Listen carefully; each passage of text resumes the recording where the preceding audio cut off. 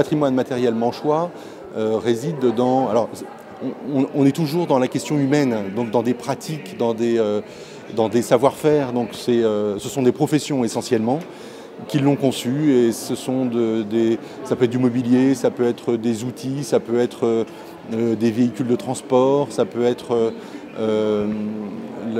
des démarches cultuelles, enfin, spirituelles, qui ont amené la construction d'hôtels, de rétables. Enfin, tout ça, c'était aussi la manière d'enluminer, d'enrichir des lieux qui étaient parfois un petit peu tristes, éteints.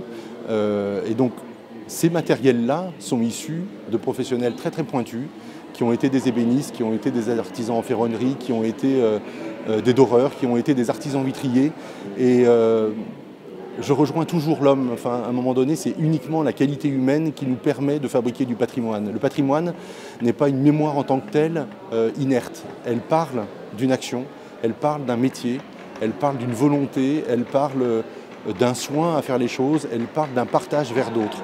Et donc ce patrimoine matériel, ce patrimoine qui peut être aussi immobilier, enfin voilà, on peut mettre aussi là-dedans les bâtiments, tout ce qui est la construction, tout ce qui est en dur, tout ce qui fabrique nos territoires aujourd'hui, c'est un petit peu ce qui en fonde l'avant-propos, ce qui en a été l'histoire. Et on a caractérisé en fait ce patrimoine aujourd'hui, on le dit important et on sait dire qu'il est important.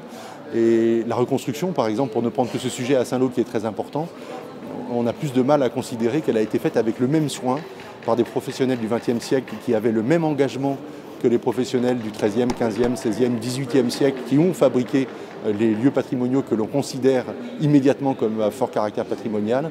Et il y a une attention particulière qu'on a à porter en fait à ce territoire sur ces questions-là, c'est-à-dire regarder les choses pas parce qu'on les trouverait belles ou moches, grises ou colorées, mais simplement parce qu'elles existent et qu'elles manifestent une attention, une action de gens à destination d'autres pour faire en sorte qu'un territoire qui a été complètement dévasté redevienne un lieu de vie, un lieu de plaisir, un lieu d'apprentissage, un lieu de découverte, un lieu commercial, un point de départ ou un point d'arrivée, un lieu de visite ou d'habitation.